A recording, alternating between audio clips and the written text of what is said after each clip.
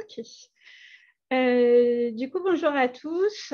Donc, je vais reprendre, je crois qu'il y en a des nouveaux. Il y en a que du coup, j'ai eu pendant à peu près toutes les séances. Du coup, là, c'est la dernière séance. Donc, les gens savent que je suis bavarde et que j'ai du mal à terminer, mais on va y arriver. En fait, je vais reprendre ce par quoi j'avais fini la dernière fois. Au final, ça a une certaine logique. Je vais vous expliquer pourquoi. Donc, en gros, on va partir de la Restauration. Donc, la Restauration avec le roi Louis XVIII jusqu'au Second Empire. Puis ensuite, on va parler de la Troisième République, qui est très longue, 1870 à 1940. Donc là, la mode, elle a énormément changé, surtout pour les femmes. Donc, du coup, j'ai séparé sûrement les gros changements. Et enfin, la Deuxième Guerre mondiale, les années 50, et en dernière partie, les années 60, où là, on finira un petit peu avec Yves Saint-Laurent. Donc, ça a été un choix un peu drastique, et surtout pour les dernières années, parce que c'est des choses que vous connaissez. Je vais vous expliquer à chaque fois pourquoi j'ai fait ces choix-là, et je sais que c'est un peu frustrant, mais c'est malheureusement comme ça. Donc, du coup, pour la première grosse partie, la Restauration au Second Empire. Je vous avais un petit peu lu cette introduction parce que, du coup, c'est vraiment... Alors, il y a déjà une rupture avec la Révolution française, comme je vous ai un petit peu saoulé avec, en vous expliquant qu'à partir de la Révolution française, tout le monde a le droit de porter ce qu'il veut. Vous n'avez plus de loi somptuaire. Donc, du coup, forcément, au niveau de l'habillement, ça va évoluer dans le sens que l'on connaît aujourd'hui. Donc, vous allez avoir beaucoup de changements sociaux au 19e. Les accessoires changent très vite, puis la silhouette, au fur et à mesure, elle va changer. Et là, vous allez avoir un changement, c'est-à-dire que vous savez sans doute que la Révolution française, finalement, les grands gagnants, c'est la bourgeoisie. Donc, pendant tout le 19e, et on est un peu les héritiers jusqu'aux années 60 de ça, l'habillement des deux sexes est bien différencié, sinon c'est de la subversion. D'accord. Avec la Restauration, on a un certain retour à l'ordre dans le costume. On verra ça au fur et à mesure. Vous allez avoir l'époque des néos, tout ce qui est historicisme, donc le néo-gothique, le néo-18e, etc. En fait, vous allez avoir la révolution industrielle qui va permettre plein de choses. D'abord, avec les transports, du coup, on va avoir plus de facilité à avoir certains tissus. Ça va baisser les prix. Vous allez avoir des fils artificiels qui vont permettre d'avoir des nouvelles teintures, d'obtenir par exemple du rouge, du violet de manière beaucoup plus simple et beaucoup plus facile, et qui va permettre à tous de pouvoir porter plein de couleurs différentes. Vous allez avoir les perfectionnements des métiers à tisser qui vont faire des imprimés qui vont être beaucoup plus abordables. Pareil pour la dentelle où on va commencer à utiliser des mètres et des mètres de dentelle. Et cette mode plus accessible va vraiment changer le rapport aux vêtements, aux silhouettes, etc. Donc, une multiplication aussi des journaux spécialisés qui vont donner des envies. Ça, c'est des choses aussi que vous connaissez. Vous allez avoir l'apparition des grands magasins. Donc, c'est-à-dire que ces grands magasins vont remplacer ce que l'on appelait les magasins de nouveautés qu'il y avait au XVIIIe siècle.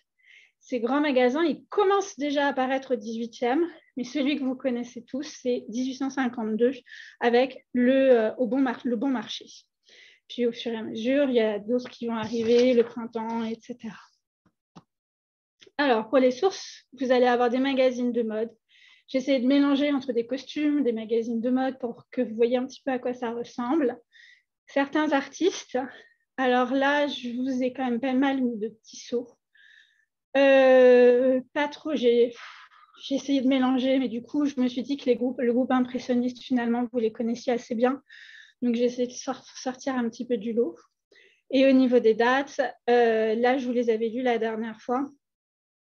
Donc, du coup, pour ce qui est vraiment important, c'est que dès 1830, on commence à avoir un début de standardisation dans la production des tailles et des pointures, mais on ne parle pas de prêt-à-porter avant 1948, donc à peu près 100 ans plus tard. Vous allez avoir le brevet de la machine Singer. Donc, du coup, la machine va rejoindre les foyers. Il y a des patrons dans les magazines de mode, ce qui permet de s'approprier un petit peu cette mode. L'ouverture de la maison Worth, on en parlera. En 1860, la France est la plus grande puissance industrielle continentale. Et donc, du coup, on continue sur la lignée du XVIIe siècle, où c'est la France qui est vraiment au centre de la mode. Donc, sous la Restauration et Louis-Philippe. Donc, on est fin de l'Empire 1815 jusqu'à peu près 1845 avec l'arrivée de la Seconde République. Pour le costume masculin, alors vous allez voir que je vais répéter pas mal de choses au niveau du costume masculin, parce qu'en gros, à partir de la fin du règne de Louis XIV, on avait vu qu'il y avait 3 grosses parties, ce qui était le juste au corps, qui va devenir au fur et à mesure le veston, etc. Et qu'au final, la culotte va évoluer vers le pantalon, mais il va y avoir beaucoup moins d'évolution au niveau du costume masculin que du costume féminin. Donc en gros, au début, vous avez quelques souvenirs du Premier Empire, comme une cravate autour du cou. Puis au fur et à mesure, on va faire place à ce que l'on appelle l'habit dégagé. Donc, il y a une redingote, comme vous voyez sur la gauche ici. Vous voyez qu'elle est serrée un petit peu au-dessus de la taille normale. Ça donne une certaine forme de silhouette. Et ça, c'est un petit peu la même chose que ce que l'on va retrouver dans le costume féminin. Au niveau du pantalon, c'est un pantalon à pont, c'est-à-dire un peu comme les marins, qui généralement peut être ou pas d'une couleur différente de la redingote. Vous avez vu ici, comme il est assez court, donc il est assez large. En fait, on varie toujours un peu comme aujourd'hui entre le slim et le baggy, un peu le même principe. Vous avez vu qu'il arrive bien au-dessus de la cheville. Donc, il peut être du coup large comme ça et on peut le resserrer à la cheville. Et du coup, il va y avoir comme une espèce d'élastique sous pied qui va passer à l'intérieur de la chaussure. Le haut de forme, toujours à la mode, que vous avez ici. Et la mode, c'est d'avoir aussi une chevelure frisée. Donc, après ce style de mode, vous allez avoir la taille qui va redescendre, place normale, et les hanches qui vont s'arrondir. C'est-à-dire que beaucoup d'hommes vont porter le corset. C'est un peu l'époque des dandys. Il y a pas mal, souvent on dit que pour la mode masculine, ça vient d'Angleterre. Et par exemple, vous avez l'exemple de Beau Brummel qui passait des heures devant son miroir. Et c'est exactement ça, c'est-à-dire que cette mode, elle vient d'Angleterre, donc ils font attention à leur corps avec le corset. Puis au fur et à mesure, il va y avoir des recherches de fantaisie avec des grands cols, comme vous avez ici sur cette redingote. Les redingotes qui vont du coup être un petit peu arrondies au niveau des hanches. Des pantalons qui vont être peut-être un petit peu plus moulants à certains moments. Toujours le haut de forme. Vous avez carrément ici un toupet, c'est-à-dire des petits cheveux bouclés qui ne sont pas des vrais cheveux, mais qu'on rajoute. Et puis, vous allez avoir un goût de l'exotisme.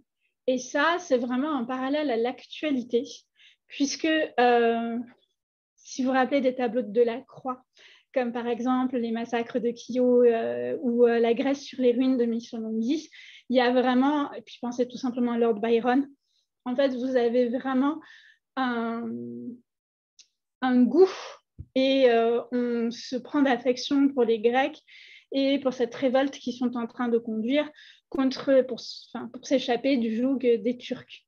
Donc, du coup, c'est pour ça que vous allez avoir ces bonnets grecs qui sont ornés de blanc pour les hommes, etc. Après, on ne porte pas ça toute la journée. Dans les années 1830, vous allez avoir une certaine épuration des lignes. Donc, du coup, vous avez vu que les manches sont beaucoup plus fines. Vous allez avoir des pantalons qui vont être étroits, bien tendus, une cravate. Ici, le gilet et le haut de forme qui va être posé sur la chevelure avec les 2 raies comme ça. C'est un petit peu l'époque avec le prince Albert, etc., le mari de la reine Victoria, etc. Par contre, vous avez vu qu'au niveau des pantalons, vous avez eu des pantalons rayés ou des pantalons unis. Donc, il y a encore pas mal de couleurs, d'accord, sur ça. C'est pour ça que je vous ai mis cet exemple. Et ici, c'est un très beau dessin, une photographie du coup, de Achille de Veria qui vous représente Franz Liszt. Et je pense que vous le voyez ici avec la cravate, le gilet. c'est vraiment l'élégance que l'on peut avoir chez les hommes à cette époque. Pour les femmes, n'hésitez pas à me dire si vous avez des questions. Pour les femmes, ça va commencer à être un peu plus complexe. Si vous vous souvenez, vous avez au moment du directoire la taille qui est juste autour de la poitrine. Ça va rester à peu près comme ça pendant le Premier Empire. Et puis, forcément, dès 1820, la taille, elle redescend. Alors, elle est quand même au-dessus de la taille normale. En fait, vous allez avoir une incrustation de ceinture. Ce n'est pas forcément une vraie ceinture, mais elle fait vraiment partie en un seul tenant du costume. Et donc, du coup, vous allez avoir cette ceinture. Regardez au niveau du décolleté. C'est vraiment différent de ce que l'on avait pendant le Directoire ou l'Empire, où il y avait un décolleté qui commençait à s'arrondir, mais les épaules étaient quand même bien couvertes, en tout cas le haut des épaules. Là, vous voyez que ça commence à s'arrondir un peu en col bateau. On a le même type de manches, des manches un peu bouffantes. Et par contre, au niveau de la jupe, elle commence à s'évaser. Donc, elle s'évase et en plus, sur le bas, pour lui donner un petit peu de l'aplomb, de la lourdeur, on va avoir des volants, des bouillonnets, on rajoute des galons, etc. Pour les coiffures, on peut avoir comme ce que l'on a dans les orgueils et préjugés, des capotes comme ça. Là, c'est plus pour sortir qu'on a ce genre de coiffure avec des perles un petit peu partout, les plumes, etc. Après, donc les années 1820, à la fin des années 1820, on va dire des années 1830, c'est l'époque romantique. Et donc, du coup, là, vous allez avoir la taille qui est à sa hauteur normale. D'accord. Regardez un petit peu ce qui se passe au niveau des manches. Alors, certes, c'est une robe de mariée. Je vous montrerai un autre exemple après. Vous allez voir que c'est à peu près pareil. Regardez un petit peu le volume que prend les manches. Alors, on est d'accord que ce volume, il est obtenu de manière artificielle. Donc, du coup, on rajoute du tissu à l'intérieur pour obtenir un petit peu ce volume. Pareil, regardez un petit peu au niveau des jupes. Vous avez vu qu'ici, certes, la jupe, elle commence à s'évaser, mais on a très peu de plis. Alors que là, on commence à avoir vraiment du volume, un certain métrage au niveau du tissu. Et puis surtout, regardez, la robe, elle s'est raccourcie. Donc, on commence un petit peu à voir la cheville. Et au fur et à mesure, en fait, c'est un peu compliqué de couvrir un décolleté comme ça avec les manches que vous avez. Imaginez pour rentrer vos manches dans un manteau, c'est quand même assez compliqué. Donc, du coup, on va rajouter, pour ne pas avoir froid, des cols, des guimpes, des écharpes, des grands châles pour pouvoir se couvrir le haut de l'épaule, le haut des épaules. Pareil ici, l'image n'est pas très bonne. C'est un peu terrible, mais sur les sites de Galliera ou alors des musées de Paris, il y a des fois, je ne sais pas comment ils ont scanné les magazines. C'est pas grave, j'ai un petit peu fait comme je pouvais. Donc ici, regardez, c'est une robe en percale de coton. Donc vous voyez, ça, c'est pas pour sortir le soir, mais on retrouve le même style de forme, la taille qui est très fine et qui est vraiment revenue à sa forme naturelle. Vous avez la jupe qui est assez courte. Et puis ici, tous les plissés. Et vous avez vu ces manches gigots qui sont quand même assez énormes. De la même manière, c'est ce que vous voyez sur ici. Voilà. Sur ces costumes parisiens. Et donc, du coup, comme c'est compliqué de mettre un manteau dessus, vous avez ce que l'on appelle, regardez, c'est marqué dessous, un canezou. C'est-à-dire, vous voyez la partie qui est blanche, qui est serrée à la taille et qui permet de faire un petit peu comme une pèlerine sur le dessus, de pouvoir se protéger. À la fin des années 30, on commence à avoir un petit peu moins de volants parce que pensez qu'en c'est 1832 que Notre-Dame de Paris est publiée, donc on commence à avoir le Moyen-Âge comme référence.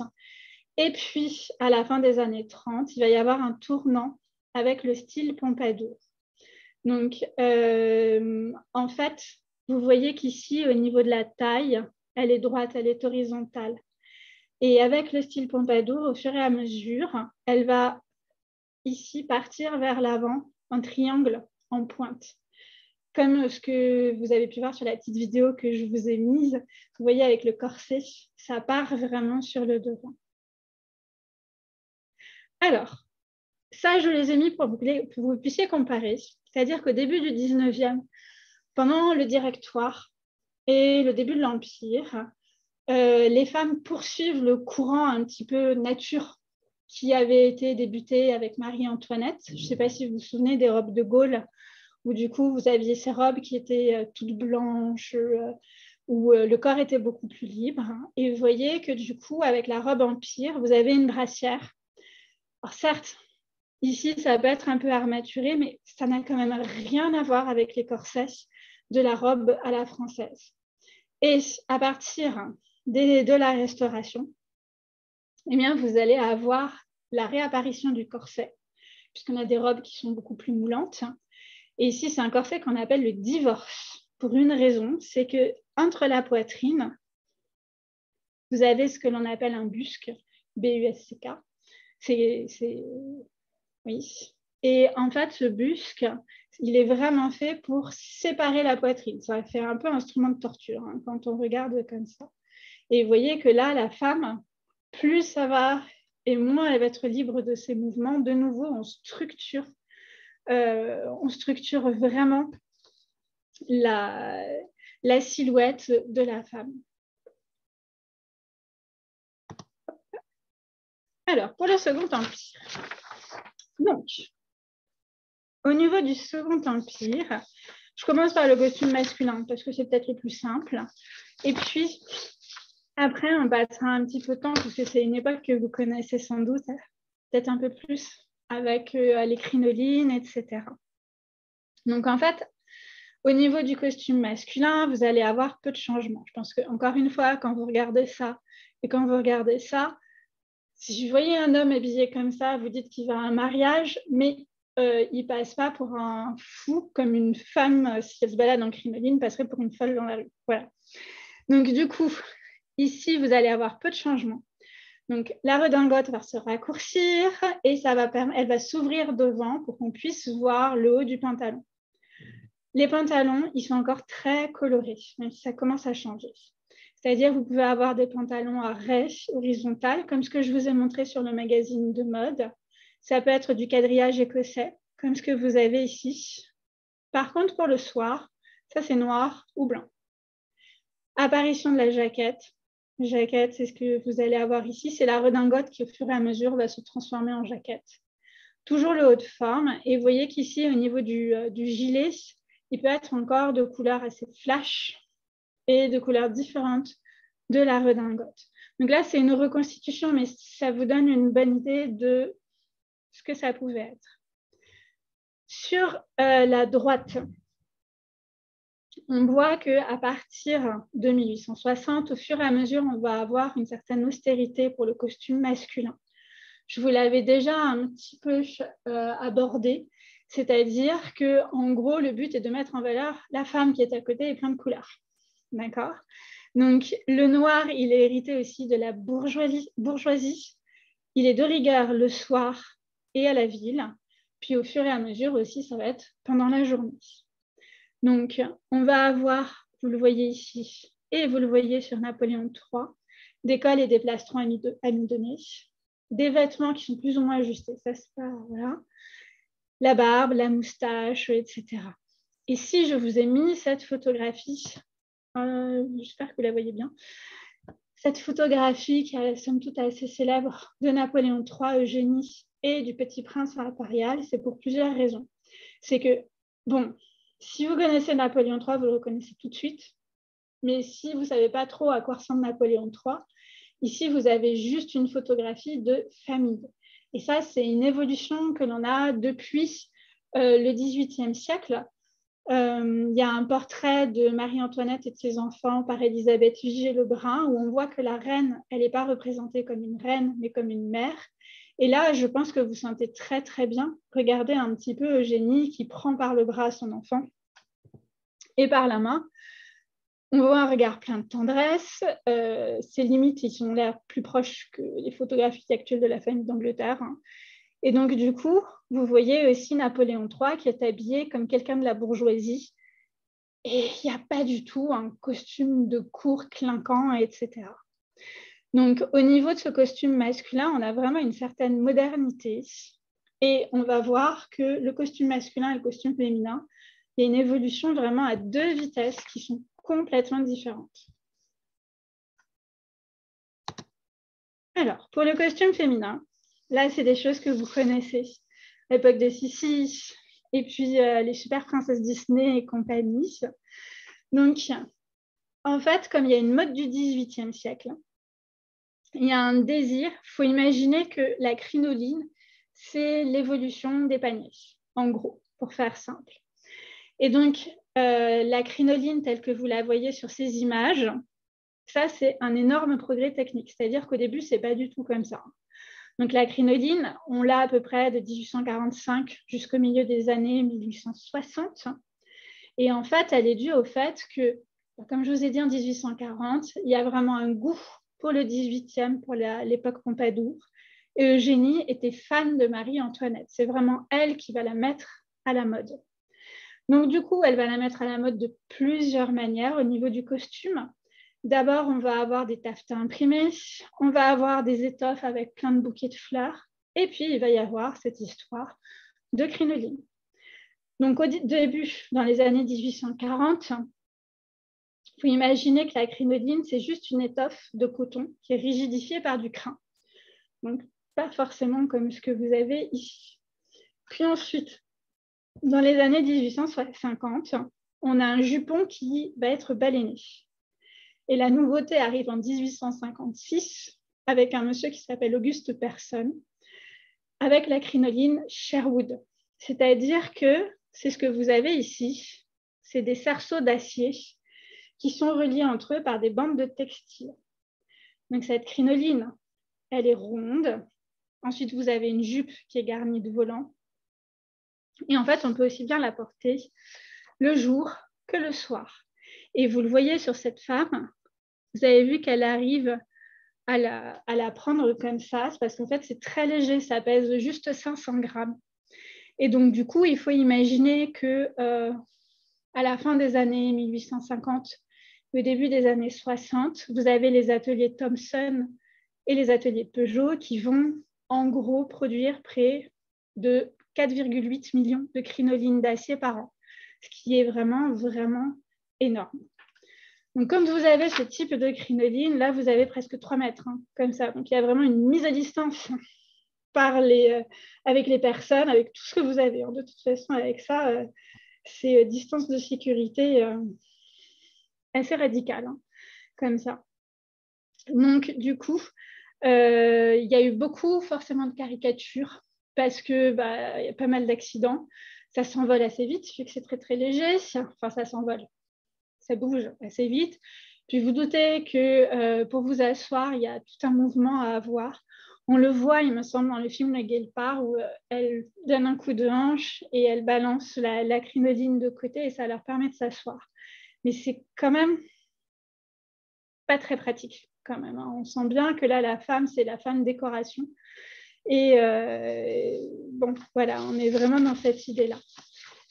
Alors, juste à côté, je ne pouvais pas ne pas vous mettre ce tableau, qui est quand même très représentatif de la crinoline et du Second Empire.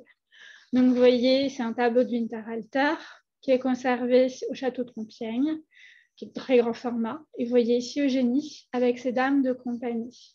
Et donc là, vous avez vraiment tous les idéaux de beauté féminin que l'on plaque au 19e siècle, c'est-à-dire que les femmes doivent avoir des petites mains, des petits pieds, les épaules très arrondies, la chair très blanche, d'accord, et surtout avoir une longue chevelure, comme vous avez sur ce qui est ici.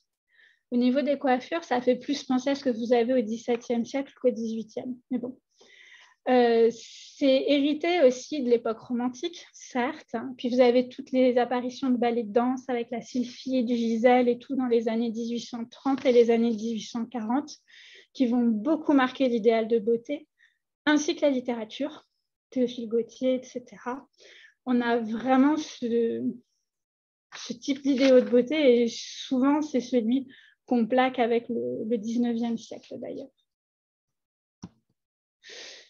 Et celui par qui il va y avoir du changement, c'est Charles Frederick Worth. Donc, c'est un Anglais qui va travailler pendant plusieurs années en France chez un marchand de mode et qui va avoir l'idée, du coup, de s'installer rue de la Pêche, à un moment où ce n'est pas du tout un quartier qui est fréquenté. D'accord. Bon. Après, rue de la Paix, ça va bénéficier de tous les travaux du Second Empire. Il ne faut pas du tout l'oublier. Et en fait, c'est lui qui va contribuer à lancer d'ailleurs ce quartier de rue de la Paix, etc. Et Charles Frederick Worth, il va avoir l'idée d'appliquer à la couture les principes de la grande industrie. Il va proposer des modèles sur des mannequins vivants. Et donc, du coup, quand il propose un modèle à la cliente, c'est lui qui a l'idée de ce modèle. Donc là, on voit qu'il y a un énorme changement qui est en train de se faire, un nouveau statut du couturier, puisque le couturier impose son modèle. Et son modèle, il peut avoir des déclinaisons, hein, d'accord. Mais du coup, le modèle peut être acheté par plusieurs clientes. Donc, du coup, là, on a vraiment une conception différente. Avant, j'étais peut-être passée très vite là-dessus, mais il faut imaginer qu'auparavant, c'est quand il y avait une nouvelle étoffe, pour chaque saison, ça lançait des nouvelles modes. Là, ça va venir vraiment d'une personne, donc du coup, qui va être le couturier. Et le premier, c'est Charles Frederick Worth. Et c'est assez intéressant de se dire que c'est un Anglais parce qu'il était en France. Donc, du coup, il y a toujours ce lien qui est finalement assez fort entre la France et l'Angleterre. Donc, à gauche, vous avez une photographie de Charles Frederick Worth et à droite, un tableau de Winterhalter, c'est forcément d'époque, qui date des années 1850 et qui vous représente Si, parce qu'elle aurait été habillée à certains moments, ainsi que l'impératrice Eugénie, par Charles Frederick Worth. Et en fait, Charles Frederick Worth, il va vraiment s'élever contre la crinoline. Et vous voyez qu'ici, au niveau du volume, on est en train de changer et avoir plus de volume sur le derrière que sur tout le côté, enfin, sur tous les côtés et devant. Alors, pour la Troisième République, du coup, cette longue Troisième République, je l'ai divisée en plusieurs parties parce que c'était quand même beaucoup plus logique. Alors, vous avez la guerre de 1870 que la France perd. Notre Napoléon III, il doit s'exiler en Angleterre. Mais au final, la société reste toujours la même. Vous allez avoir toujours ce goût du pastiche avec les périodes néo, en particulier le 18e et la Renaissance. Et comme il y a une certaine richesse dans le pays, une main-d'œuvre bon marché, et bien du coup, on va avoir des toilettes de femmes qui vont être extrêmement compliquées. Alors, dans les journaux de mode, on commence à avoir des planches en couleur. Et ensuite, à partir de 1881, on a la première reproduction d'une photographie de mode pour le costume masculin. Donc là, je vous ai mis un tableau qui est très beau et qui a été acquis il y a à peu près une dizaine d'années par Orsay. Il était auparavant dans une collection privée. Il était présenté à l'exposition Tissot. Je ne sais pas si certains d'entre vous ont eu l'occasion de la voir. Mais en fait, Tissot commence à être maintenant bien connu. Je vous l'ai présenté plutôt que Ingres, parce que je pense que Ingres, vous le connaissez, mais ils ont un petit peu le même désir de montrer la société à travers les vêtements, etc. Tissot, c'est le fils d'un marchand de mode et d'une modiste. Donc déjà, il a baigné dans tout ce qui est tissu. Donc, il va avoir vraiment une capacité incroyable à bien représenter tout ce qui est textile. Et sur ce tableau, le cercle de la rue Royale, donc on se situe dans un hôtel place de la Concorde. Donc, un peu plus de nature, comme vous voyez ici, que ce qu'il y avait auparavant. Et en fait, tout ce cercle de la rue Royale, vous voyez que ces jeunes hommes très chics En fait, c'était un tableau. Ils avaient chacun donné de l'argent à James Tissot pour pouvoir le faire. Et ensuite, ils ont tiré au sort celui qui l'aurait. Donc, du coup, celui qui va l'avoir, c'est ce monsieur qui est ici. Et vous voyez qu'ici, au niveau du costume masculin, ben, certes, on a encore un veston de couleur, mais plus ça va aller, plus on va aller vers des vêtements qui vont être très noirs, des pantalons qui vont être de plus en plus moulants, toujours le haut de forme, comme ça, et un costume, comme je vous ai expliqué tout à l'heure, qui finalement va pas énormément évoluer. Souvent, on dit qu'entre 1860 et 1960, au niveau du costume masculin, ça n'évolue pas tant que ça. Par contre, pour le costume féminin, donc là, on va avoir la tournure. Donc la tournure, je vous en ai mis une ici.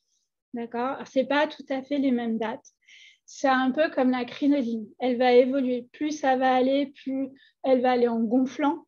Et puis après, le volume va redescendre. Mais comme d'habitude, ce n'est pas très pratique non plus quand on a des énormes volumes.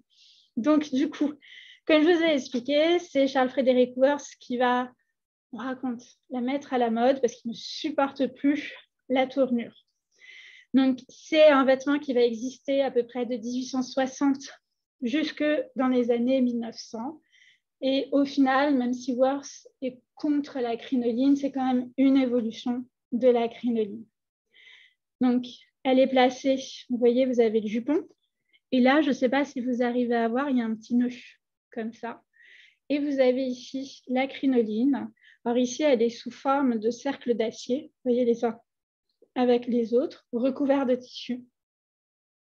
Et je pense qu'avec cet exemple, vous voyez bien pourquoi est-ce qu'on appelle ça une queue d'écrevisse. Parce que ça ressemble vraiment à la queue d'écrevisse avec les petits volants, ou on peut appeler ça de manière un petit peu plus familière, un faux cul. Donc du coup, voilà en tout cas pour ça. Et ce faux cul, cette queue d'écrevisse, elle va être portée par la plupart des classes, même les classes populaires. C'est ce que vous avez, par exemple, je vous l'ai mis ici, ce que représente bien Georges Seurat dans ce très célèbre tableau, un dimanche après-midi à la Grande Jatte, où vous voyez, regardez devant, vous avez plus des ouvriers et toutes les femmes ont cette silhouette caractéristique avec un gros derrière.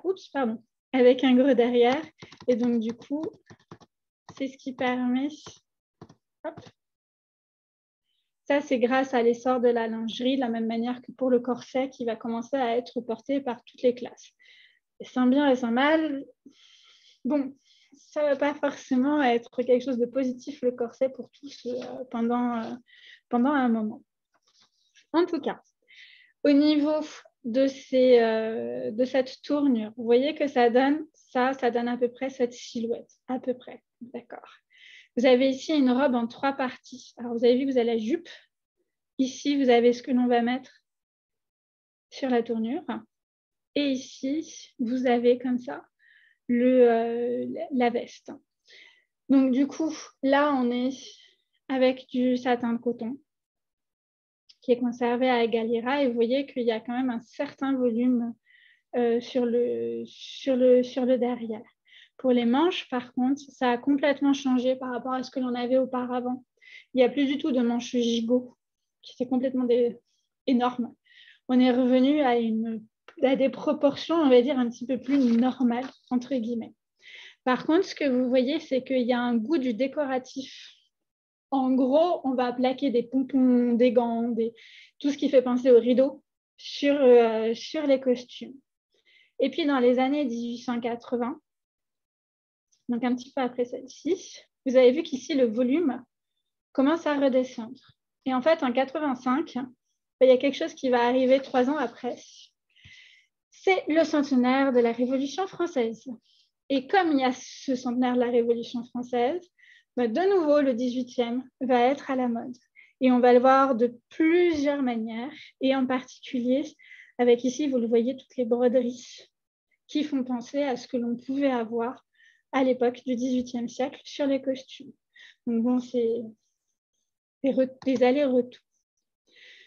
Là, vous avez le tableau de Seurat, et ici, vous avez un très beau tableau de Tissot. Donc, la jeune femme que vous avez en premier plan, elle porte ce que l'on appelle une robe princesse. Donc, cette robe princesse, c'est une robe qui va être à la mode, mais vraiment un très, très court temps. Et en fait, il faut imaginer que sur cette robe, vous avez que des coutures qui sont verticales. Donc, du coup, vous êtes corseté, d'accord, mais ça met vraiment en valeur la taille et les hanches. Et on appelle ça une robe princesse parce qu'ici, vous avez une débauche de volants et de dentelles. Donc, c'est quelque chose qui va être à la mode vraiment juste un court temps. Et en fait, sur ce tableau, il y a plusieurs choses qui sont intéressantes. La première chose, quelque chose dont on va reparler, le goût du Japon. Alors, par le format vertical, et surtout regarder un peu le tissu qui nous a représenté ici avec les poissons.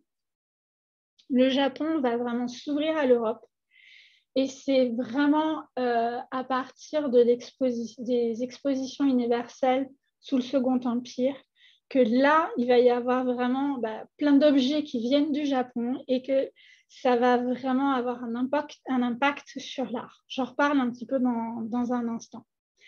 Enfin, quand vous la regardez ici, cette femme, elle a un visage finalement qui est assez quelconque. Et peut-être que James Tissot, ici, vous voyez qu'elle arrive, cette femme, au bras d'un homme qui est nettement plus âgé qu'elle. Et donc, du coup, peut-être qu'ici, il est en train aussi de critiquer cette société. Donc, cette femme qui arrive avec cette débauche de volant, qui va être introduite dans cette grande salle. Et est-ce qu'on n'est que sur le monde des apparences, etc. Donc, en fait, Tissot, c'est très beau au niveau du textile, des représentations, etc.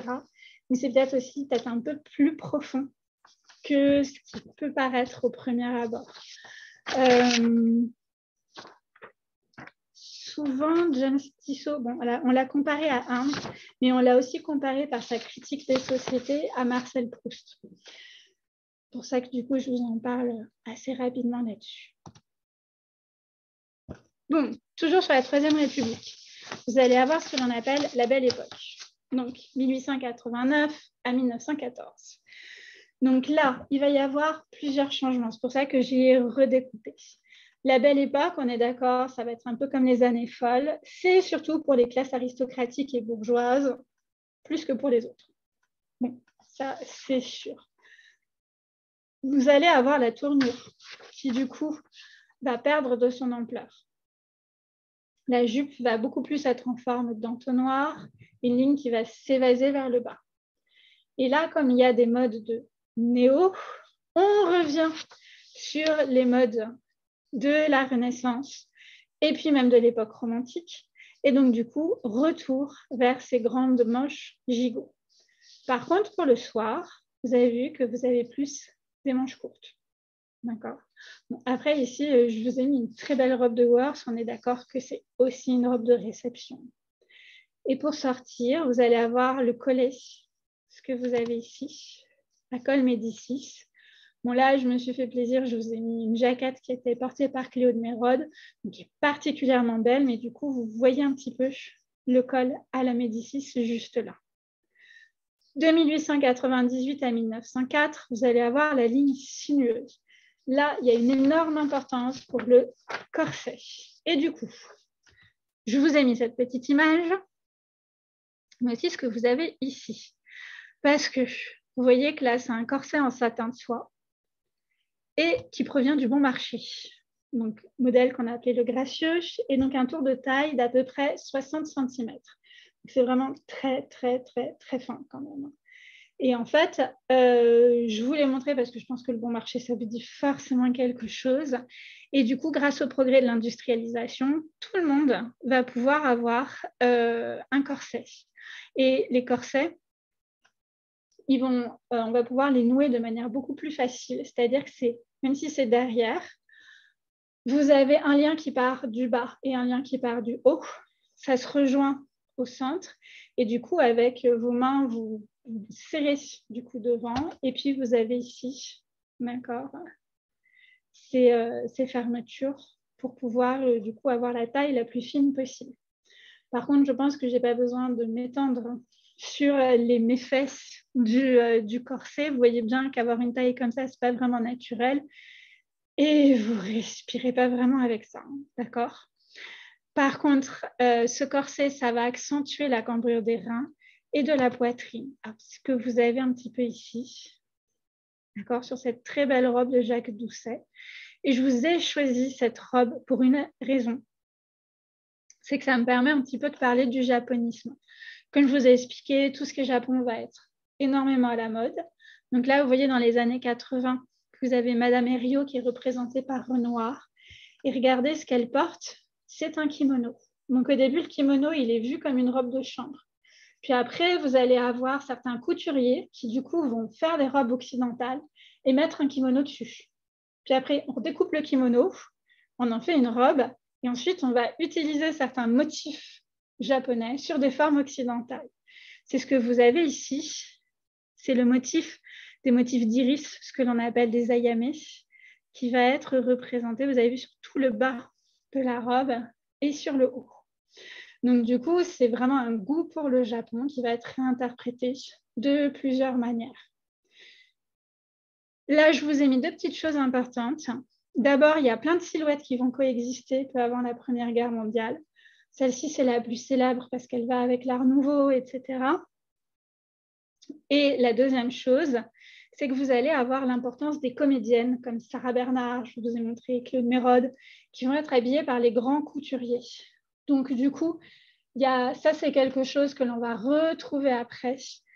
Mais vous avez vraiment ce lien entre le spectacle et la mode qui est là déjà depuis l'époque de Molière, quand même. Puisque à partir de Molière, les gens vont commencer à s'inspirer de la manière dont les acteurs de théâtre sont habillés dans la ville. Et puis, au fur et à mesure, ça va être sur les actrices de cinéma, surtout dans les années 30-40. Enfin, c'est des choses, je pense que ça, c'est des choses que vous connaissez. Et donc, vous allez avoir l'importance de l'Art Nouveau. Je vous ai mis quelques bijoux qui sont visibles à Orsay.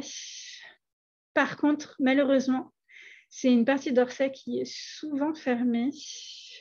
Mais si vous avez l'occasion d'y aller, c'est vraiment toute la partie Art Nouveau avec les reconstitutions de pièces et tout, c'est vraiment, vraiment très, très beau. Donc, en fait, on a l'habitude de ne pas apporter de bijoux pendant la journée. Par contre, pour le soir, vous avez des grandes parures. En même temps, quand vous avez ça, on va dire que la robe se suffit à elle-même et vous n'avez pas besoin d'avoir plein de bijoux. Le soir, quand vous avez peut-être un peu plus de décolleté, du coup, vous avez des parures. Il y a un goût pour les bijoux articulés transformables. Alors, c'est ce qui était montré dans les dernières expositions où, en fait, vous avez un pendentif qui peut, du coup, se mettre dans les cheveux ou alors en collier ou alors se remettre sur un bracelet, etc. Le grand nom, c'est la lique, forcément. Et donc, du coup, ici, vous avez deux objets de la lique que je vous ai mis qui sont très beaux. Là, c'est assez caractéristique du travail de la lique. C'est-à-dire que vous avez ce goût pour le japonisme et le goût pour l'Espagne. Donc, cette épingle à cheveux, puisque la plupart des femmes portent des chignons qui sont assez hauts. Et la lique, il va vraiment avoir le génie de mélanger un matériau qui n'est pas forcément noble, comme ici la corne, avec de l'or, des diamants, etc. Une très grande délicatesse. Vous avez vu ici au niveau des fleurs, toutes les ombelles, on arrive. Enfin, l'objet, il est très beau, il est vraiment translucide. Et donc, du coup, on voit bien ce travail qui est très, très fin et qui est vraiment en contrepas, qui est assez populaire et qui trouve ses sources aussi dans l'école de Nancy, etc. Pour là, celui du centre, vous avez un petit flacon à senteur. Donc, c'est du verre soufflé. Et là, en fait, on sait que la lique, il a suivi les conseils d'Émile Gallet. Et donc, du coup, il va suivre un petit peu le côté des sujets aquatiques, etc. Donc là, on ne voit pas grand-chose malheureusement, mais en fait, je ne sais pas si vous arrivez à voir que là, il y a une nageoire. Ici, il y a une autre nageoire. Là, c'est la tête, comme ça, du poisson. Donc, je vous l'accorde, c'est pas facile à voir. Mais en tout cas, il y a ce goût aquatique et la forme comme ça, on peut avoir une impression de corde sèche, de calamar. Donc, il y a vraiment ce goût pour tout ce qui est monde aquatique. Et sur la droite, un autre artiste qui est très caractéristique des années 1900, c'est Gustave Serrurier-Bovy. Donc lui, c'est une des figures majeures, comme Victor Horta et Henri van de Velde, qui sont les grands noms de l'Art nouveau. Et donc du coup, ici, il simplifie les formes, mais en même temps, vous avez quelque chose de très sophistiqué. C'est-à-dire que vous pourriez avoir quelque chose de très sévère avec ce que vous avez ici. Et ce côté sévère qui est assez statique va être contrebalancé par les perles ici qui sont baroques et il faut imaginer comment c'est porté. Qu'il y a le côté rigide de la partie principale ici, puis là où ça va donner quand même un certain mouvement. Et c'est vraiment ce contrebalancement qui fait que ici vous avez vraiment une très très belle œuvre d'art. Alors, on retourne sur le costume féminin parce que, certes, vous avez cette ligne sinueuse où vous êtes corseté comme c'est pas possible, où vous ne pouvez pas respirer. Mais par contre, à côté de ça, il va y avoir plusieurs changements. Ces changements, d'abord, il y en a un qui va venir d'Angleterre. C'est ce que l'on appelle le costume tailleur. Ce costume tailleur, c'est un peu l'image que l'on peut avoir des employés de bureau, etc. C'est pratique pour la promenade. Et c'est une préfiguration de la mode unisexe que l'on va retrouver dans la fin des années 60-70. Donc, vous voyez, importance de la veste. On voit bien que c'est une veste féminine avec les manches volumineuses et une jupe sobre. Ensuite, le vêtement va aussi s'assouplir pour plusieurs raisons. Avec des danseuses telles que la Loie Fuller, Isadora Duncan, etc. Les ballets russes, le japonisme, la pratique du sport. D'accord, donc je vous ai mis ici, clac, le chalet du cycle du Bois de Boulogne. Et puis, les courants réformistes anglais, comme les pré-raphaélites, qui mettent beaucoup plus en valeur le corps de la femme. Si vous regardez les femmes pré-raphaélites, on voit leur ventre à chaque fois. Donc, elles ne sont pas corsetées comme on peut avoir en France. Ou alors, côté Klimt, etc. Ici, je vous ai aussi mis une nouveauté. C'est-à-dire que vous avez une veste et un bloomer. En fait, on l'appelle comme ça puisque c'est Amelia Bloomer, une suffragette américaine, qui va porter cette espèce de pantalon turc comme une jupe culotte. Dans les années 1850, c'est ridicule. Enfin, ça passe pour ridicule. Je ne sais pas que ça l'est, pardon. Et puis, en fait, avec le vélo, regardez, on s'aperçoit que c'est quand même très, très pratique. Et donc, du coup, on va porter ces espèces de pantalons à la turque. Il va y avoir d'autres choses aussi qui vont faire que le corset, au fur et à mesure, va être abandonné. C'est que, par exemple, en Russie, il va être interdit aux jeunes filles dès la fin du 19e. En Roumanie, pareil. En France, c'est compliqué parce que comme les Français sont les premiers exportateurs au monde de corsets, en gros, on va un peu mentir et inventer plein de théories pseudo-médicales, comme quoi le corset, c'est génial, les corsets orthopédiques, etc. Bon, c'était aussi une question d'industrie. On va arriver sur cet affranchissement du corset à partir de 1907 à 1914. Alors, là, on arrive à quelque chose qui est un peu complexe, c'est-à-dire que beaucoup de livres ne sont pas d'accord sur qui a fait en sorte que les femmes abandonnent le corset. On s'accorde quand même pour dire la plupart du temps que c'est Poiret, mais il ne le fait pas de manière féministe. Alors, il y a Poiret, il y a Vionnet aussi. En fait, Poiret, il propose une mode sans le port du corset, mais on va dire comme je viens de vous le dire, il ne le fait pas du tout pour des raisons féministes, pour libérer le corps de la femme. Parce que finalement, il va l'entraver d'une autre manière. Bon, voilà, ça c'est la première chose un petit peu à savoir. Par contre, la mode, elle va vraiment changer de manière assez radicale au début du XXe siècle. D'abord, les robes, elles vont perdre leur volant. Donc, elles perdent leur volume. Elles commencent à perdre leur tournure aussi. Et comme il y a cette mode du japonisme, en fait, à partir du début du XXe siècle, Paul Poiret va proposer un manteau que l'on appelle le manteau Confucius, dont vous avez l'exemple ici. Vous voyez qu'il est repris sur le kimono. Mais en même temps, quand vous avez ça, vous avez plein de plis derrière. Ce n'est pas non plus super pratique pour porter. Alors, c'est plus ample, d'accord, mais voilà. Et au fur et à mesure, il va lancer plusieurs lignes. Quand on parle de lignes, c'est la forme de la robe qui vont du coup évoluer vers, au fur et à mesure, on verra le style années 20. En premier, il relance la mode de ce que l'on pouvait avoir au Directoire et à l'Empire. Je vous montre cette robe parce que déjà, elle s'appelle la robe Eugénie. Donc, franchement, voilà, c'était un peu l'exemple parfait. Et puis ici, je pense que vous sentez bien que même si la taille au-dessous de la poitrine n'est pas forcément mise en valeur, on sent que le corps, il est quand même beaucoup plus libre que ce que l'on a pu voir sur les robes de Doucet, etc.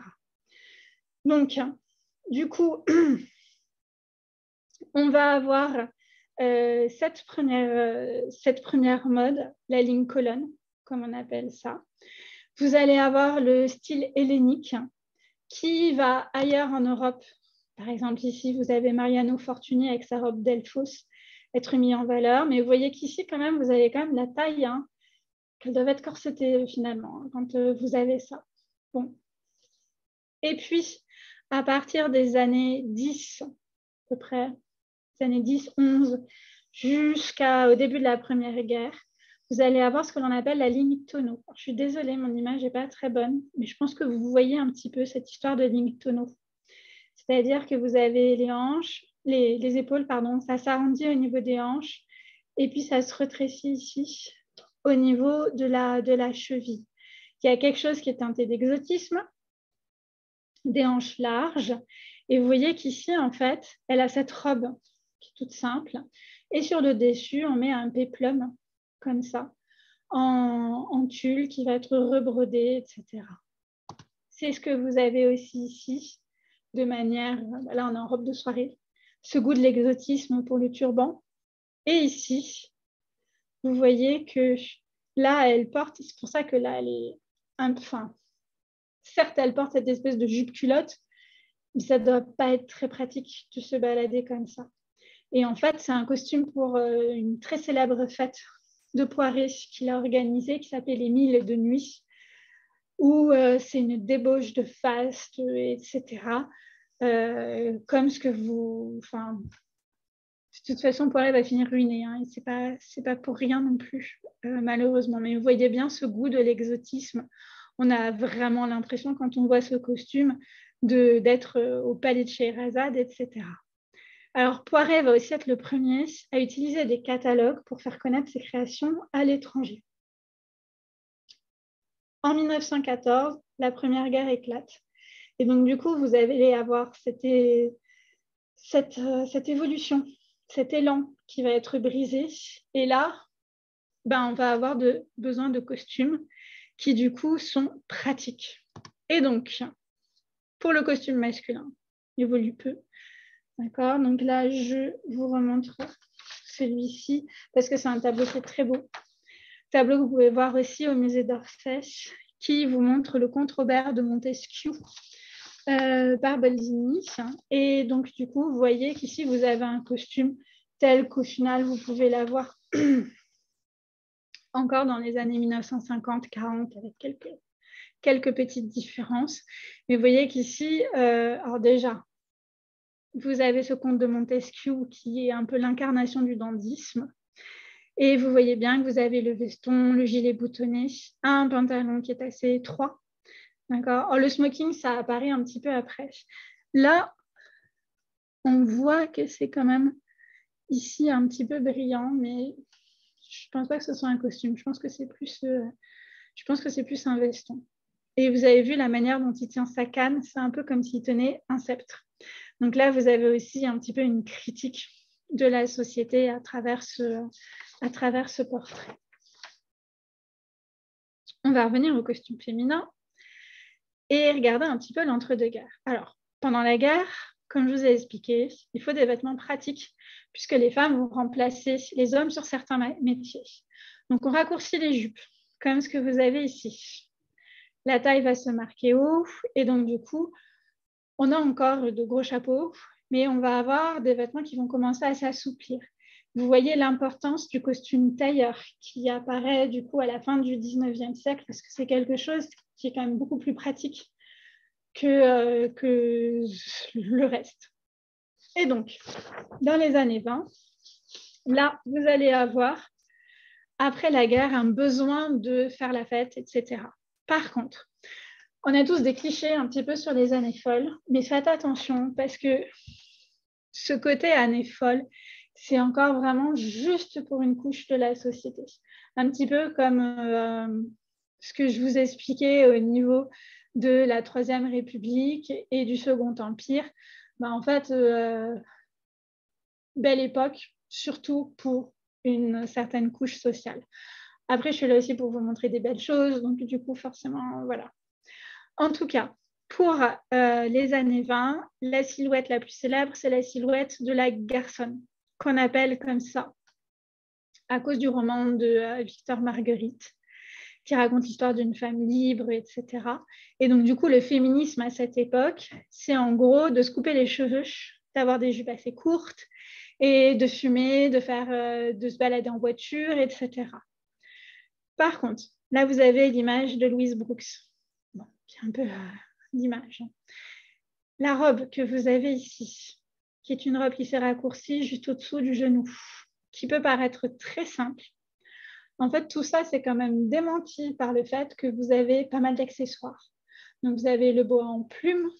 Vous allez au fur et à mesure avoir aussi cette silhouette tubulaire avec cette robe chemise qui va se complexifier. De même,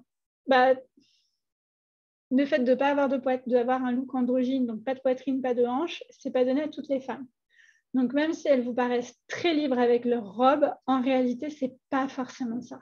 C'est-à-dire qu'elles se compriment la poitrine avec des bandes. Au niveau des hanches, ça peut être pareil. Donc, ce n'est pas aussi libre que ce que l'on peut penser, en final.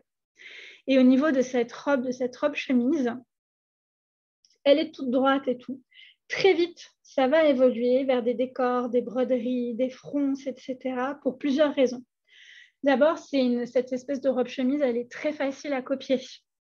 Donc, du coup, les couturiers, ils vont complexifier cette robe de telle manière à être copiée le moins possible. Et puis ensuite, la robe chemise la plus simple, ça va être pour la journée. Et le soir, on rajoute. C'est-à-dire que vous allez avoir, vous voyez ici, elle a plusieurs jupes comme ça et on voit bien qu'il y a un côté brillant. On va avoir aussi de temps en temps des pans qui vont être noués dans le dos, des pointes irrégulières, etc. En gros, au début des années 20, vous avez le choix entre deux tendances pour la journée, soit le style Poiret, mais qui est somptueux, théâtral, et finalement, il ne va pas sentir le vent tourner. Et puis le style Chanel, qui va être plus sensible à la nouvelle condition des femmes. Chanel, je vous en parle dans un instant aussi. Et pour les bals, vous avez une préférence pour les robes de style de Jeanne Lanvin, dont je vous parle aussi dans un instant. J'ai fait les années 20 et les années 30, et puis après, j'ai fait des focus sur les 4 femmes qui sont importantes dans les années 30. Alors, au niveau des années 30, en 1929, vous avez le krach boursier. Vous avez pas mal de clientes des années 20 qui vont être ruinées. Il y a une certaine gravité, et ça va se voir dans le costume.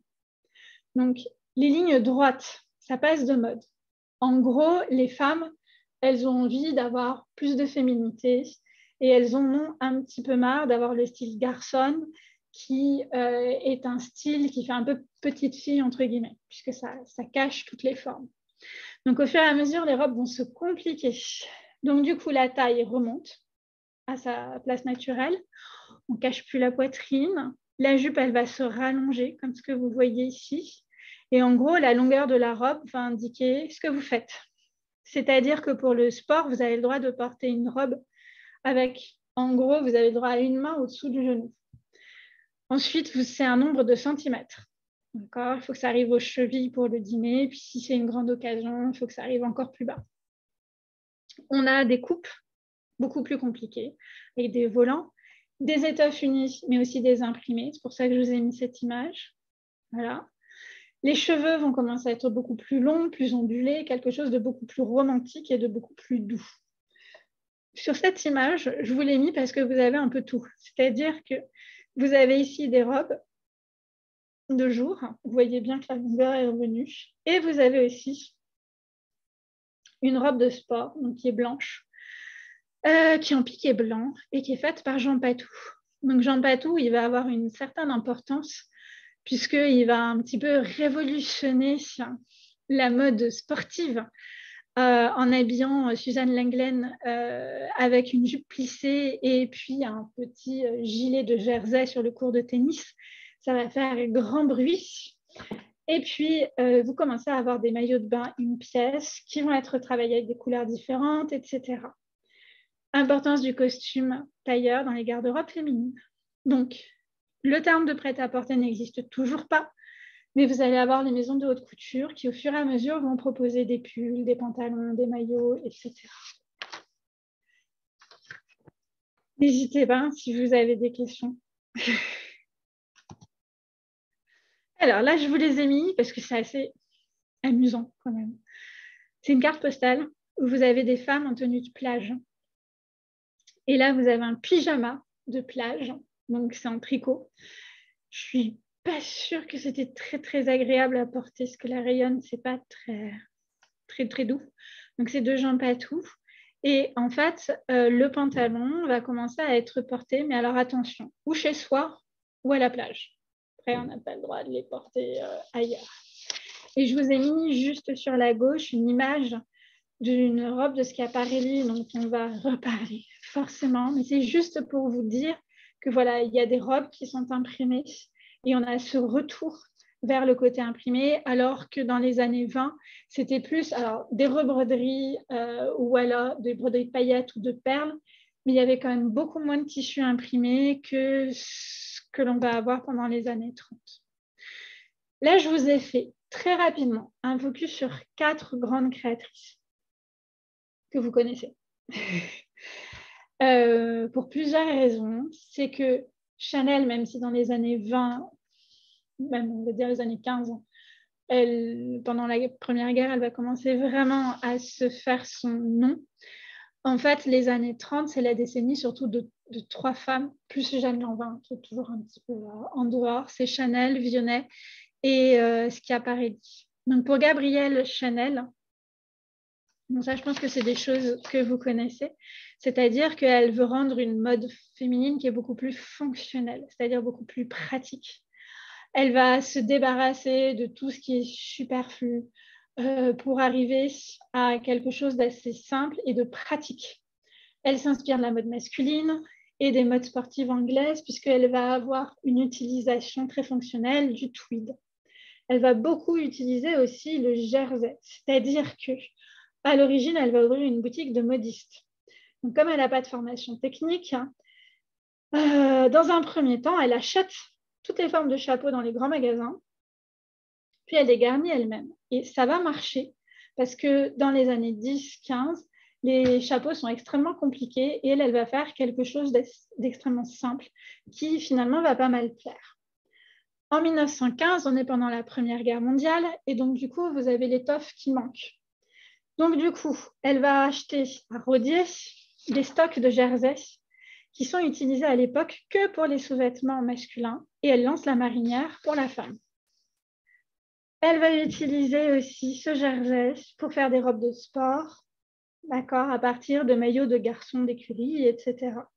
Donc, elle va faire une silhouette neuve qui va être critiquée, mais comme elle va critiquer les autres, il se détestait cordialement avec Poiret et Poiret va l'accuser de créer, de mettre à la mode un style télégraphique, enfin, des secrétaires anorexiques en gros, c'était vraiment sa critique. Et bon voilà, mais en tout cas, c'est vrai qu'elle a imposé un certain idéal féminin et du coup une certaine souplesse, on va dire, au niveau de la robe. Pour la petite robe noire de Chanel. Alors, il faut rendre à César ce qui est à César, hein, parce qu'on appelle ça la robe Ford. C'est les magazines qui l'ont appelée comme ça. Mais en réalité, c'est quand même un petit peu plus compliqué. C'est-à-dire que après la Première Guerre mondiale, quand sa robe apparaît, vous avez des milliers de veuves. Donc ces veuves, elles ne s'habillent pas en rouge, en vert ou en jaune, elles s'habillent toutes en noir. Donc les petites robes noires, vous en avez pléthore à l'époque. C'est juste que Gabrielle Chanel va avoir le génie d'en faire quelque chose de commercial. Et que le noir avant, c'était une étoffe, c'est une couleur qui était réservée au deuil ou du coup à la domesticité. Et elle en fait vraiment quelque chose d'élégant que tout le monde peut porter. Là où elle va avoir aussi un trait de génie, c'est, vous le voyez ici, c'est le bijou fantaisie comme accessoire haute couture. Donc ça, vous le voyez ici avec les manchettes, avec son célèbre collier de perles qu'elle tourne plusieurs fois, etc. Pour le tailleur, cette image, elle est assez rigolote parce que du coup, en gros, c'est comment est-ce qu'on voit que c'est un vrai tailleur Chanel, etc. Ce tailleur Chanel, c'est à partir des années 1950. Mais bon, je vous ai en gros mis ici toutes les nouveautés, où je pense que c'est des choses que vous connaissez avec les 4 poches. D'accord, vous avez la petite chaîne. On utilise le tweed, qui est un vêtement masculin, etc. Et donc, du coup, c'est encore un indémodable. Alors, il a été pas mal réinterprété de manière très brillante par Karl Lagerfeld. Mais voilà, c'est un incontournable, on va dire, de la garde-robe Chanel. Moins célèbre, mais elle a eu une exposition il y a une quinzaine d'années, c'est Madeleine Vionnet, où souvent on dit que c'est une architecte de la mode. Quand vous voyez, excusez-moi, quand vous voyez cet exemple, je pense que vous le sentez bien, que du coup, regardez un petit peu Chanel que vous avez ici. On a quelque chose de très simple et ici, on a quelque chose de très, très structuré. En fait, elle sait coudre aussi. Donc, elle va inventer une nouvelle technique de drapé. Elle coupe le tissu directement sur le mannequin ou sur un buste d'atelier et elle fait des lignes qui sont très fluides. Il y a même certaines robes, c'est juste avec un pan de tissu qu'elle arrive à faire tout ça. Donc là, je vous ai mis ces 2 exemples pour vous montrer, parce que là, vous avez quelque chose qui est assez près du corps et là, quelque chose qui est très, très structuré, et c'est vraiment pour ça qu'on parle d'architecte de la mode. Bon, pour Schiaparelli, je ne sais pas si vous avez eu l'occasion d'aller voir l'exposition au Musée des Arts Décoratifs, au MAD, je suis désolée, j'ai fait l'acronyme à chaque fois, qui était très belle. Et, enfin, disons qu'on n'apprenait pas grand-chose sur Schiaparelli. Par contre, les scénographies sont quand même très, très belles au Musée des Arts Décoratifs. Donc, du coup, la riche italienne qui faisait les robes, qui fait des robes, comme disait Chanel, en fait, elle va être obligée, du coup, de s'en sortir parce que son mari l'abandonne. Il la trompe avec Isadora Duncan et donc, du coup, elle va essayer de prendre son envol. Et en fait, elle va ouvrir son premier magasin en 1927 et elle va commencer à se faire connaître par ses grands pulls avec ses nœuds en trompe-l'œil, qui au final pourrait toujours être à la mode avec quelque chose d'un peu plus coloré. Et vous voyez là toute la complexité, c'est qu'on ne parle pas encore de prêt-à-porter, mais vous avez quand même ces magasins qui vont faire partie de la haute couture, qui du coup vendent des petits pulls qui sont déjà tout faits, que vous pouvez acheter. Et en fait, c'est sans doute l'artiste qui, à l'époque, évoque le plus le lien que l'on peut avoir entre l'art et la mode. Et puis, en plus, elle va avoir vraiment un détournement de la fonction. Alors, je vous ai mis les choses sans doute qui sont les plus célèbres. Vous avez vu ici le chapeau chaussure qui est porté par Gala, la femme de Dali. Et ici, la robe Omar, qui a été portée du coup par la duchesse de Windsor et du coup qui a été dessinée aussi par Dali. Donc elle va travailler avec plein d'artistes surréalistes, Cocteau, Giacometti, et elle a en partie formé Hubert de Givenchy. Alors Givenchy a été formé chez Schiaparelli, aussi chez Balenciaga, bon voilà, un petit peu les deux. Et une femme très discrète, Jeanne Lanvin. Donc elle, son génie, c'est qu'elle comprend que tout le monde, dans les années 20, toutes les femmes, il y en a qui ont de la poitrine, il y en a qui ont des hanches, et donc du coup, le style garçon, ça ne leur va absolument pas. Et donc, du coup, elle va vraiment créer ce que l'on appelle ces robes de style, qui sont toujours extrêmement travaillées. Elle avait ses ateliers propres avec ses propres colorations, ses choix de broderie, etc. Donc, c'est toujours un travail qui est absolument impeccable, fini, etc. Et vous voyez que ces robes de style, là, je vous en ai mis 2 qui datent des années 20. Eh bien, même si on reconnaît ici la mode telle qu'elle est dans les années 20 au niveau du maquillage, avec les lèvres très foncées, la chevelure courte, ben, vous voyez qu'ici, vous avez quand même quelque chose de différent parce que le but était de pouvoir s'adapter un petit peu à toutes les femmes. Puis elle a toujours ce goût du XVIIIe siècle, hein, ça c'est clair et net. Donc là, vous avez le nœud Lanvin qui évoque le lien avec sa fille. Ici, c'est une robe qui a été portée par la fille de Jeanne Lanvin, qu'on appelle la robe cyclone. Donc là, vous sentez les réminiscences du Second Empire et de la crinoline avec les deux volants, comme ça. Alors, pour les années 1940, d'abord, avec la Seconde Guerre, vous avez beaucoup de maisons de couture qui vont devoir fermer. Vous allez avoir les Allemands qui veulent délocaliser l'industrie de la mode française parce que la France vit sur tout ça, à Berlin ou Vienne. Et malheureusement, il est trop peu célèbre, mais c'est Lucien Lelong qui est le chef un petit peu de toutes ces maisons de couture qui va vraiment se battre pour que ça reste sur Paris. Le gros problème qu'il va y avoir, c'est les matières premières. Donc, il va y avoir des restrictions. D'abord, en Angleterre, on va faire certaines restrictions. Et donc, il va y avoir 32 modèles d'utilité publique qui vont être conçus par des grands couturiers tels qu'Édouard Molineux, etc. Ensuite, la couture, on va lui faire de sacrées restrictions, c'est-à-dire qu'on va lui demander de ne pas produire plus de 100 modèles, on va contrôler les matières premières. Des exemples, comme il n'y a plus de coton, plus de laine, on va commencer à se tourner vers des matières comme la viscose.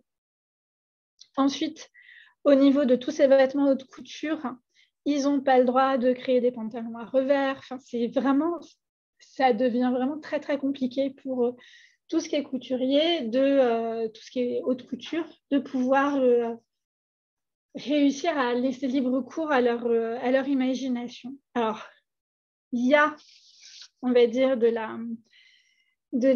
l'hostilité, puisque par exemple, Madame Grès, lors de sa première collection pendant l'occupation, elle va le faire aux couleurs bleu, blanc, rouge. Bon, joli pied de nez. D'accord. Après, pour les hommes et les femmes, en fait, ils ont des tickets de rationnement comme pour la nourriture.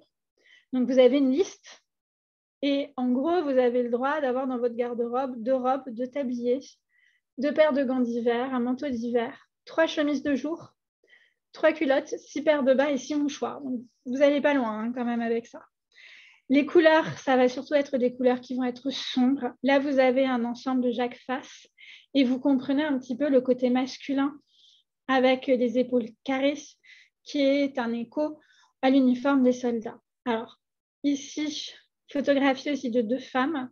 Donc, vous voyez bien le côté un peu militaire. Mais surtout, vous avez vu les chapeaux? Il n'y a pas de restriction sur les chapeaux. Donc, du coup, sur les chapeaux, les femmes, elles vont partir un petit peu dans tous les sens. C'est le système D. Et c'est ce que vous voyez ici sur cette photographie qui est un peu amusante. C'est une femme qui est enduite de bas liquide. C'est-à-dire que comme il n'y avait plus une possibilité d'avoir des bas de soie, puisque les Allemands avaient tout pris au moment de l'arrivée de la Deuxième Guerre, du coup, vous avez certaines cosmétologues qui vont inventer des crèmes pour donner la couleur du bas, ou alors avec votre crayon, derrière votre mollet, vous faites la ligne comme ça du bas. Donc, c'est vraiment le système D avec les chaussures en liège, etc. Ce déclin de la mode parisienne, ça va favoriser le style décontracté américain, et en particulier une couturière qu'en France, on ne connaît pas trop. C'est pour ça que je vous ai mis quelque chose. C'est Claire McDardell.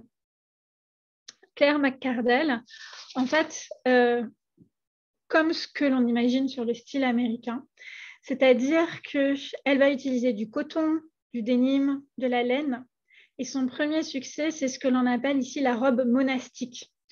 Donc, une robe monastique avec les plissés devant.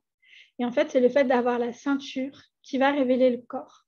C'est aussi une des femmes qui est célèbre, alors je ne vous l'ai pas mis ici parce que c'est quand même un petit peu plus tard, qui va donner ses lettres de noblesse au sweat à capuche, ou alors ce qu'on appelle aujourd'hui le hoodie pour les femmes, qui au début est quelque chose qui part des ouvriers, et elle va vraiment lui donner une certaine forme de noblesse. Après, on aime, on n'aime pas, ça, on peut en discuter. Après la libération, vous allez avoir une période d'euphorie.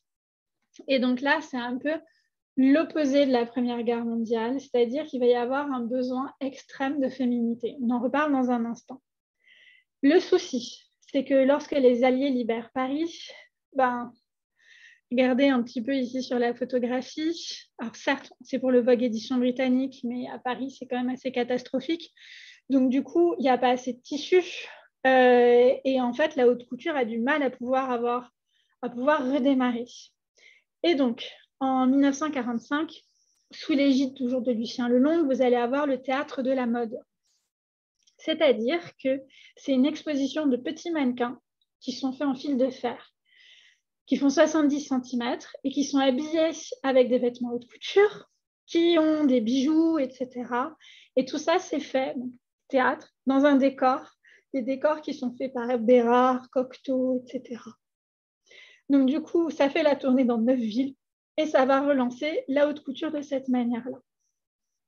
Et de cette manière-là, Paris va retrouver son nom de capitale de la mode. La diffusion, elle est de plus en plus rapide grâce à la presse et la télévision. Et puis, importance de photographes comme Richard Avedon, Irving Penn, plus tard, Clark, etc. Et donc, ce qui va créer une petite révolution. Alors, pardon, excusez-moi. Pour les hommes, vous avez, je voulais résumer en 2 choses. Le complet veston, où là, ici, complet veston, et ici, vous voyez que c'est remplacé par un pullover. Donc ça, c'est aussi la mode du cinéma avec Jean Marais dans l'Éternel Retour. Les cravates, les chemises, pardon, excusez-moi, elles peuvent être en nylon. Bon, comme je vous ai dit, il y a de moins en moins de coton. On utilise de moins en moins de tissu, donc même, là, il a les 2 poches, mais dans certains cas, on fait des pantalons avec le moins de poches possible. Et en réaction à ça, vous allez avoir des modes marginales, comme ceux que l'on appelle les zazous. Vous avez un exemple ici. Donc là, au contraire, on va rajouter du tissu comme c'est pas possible.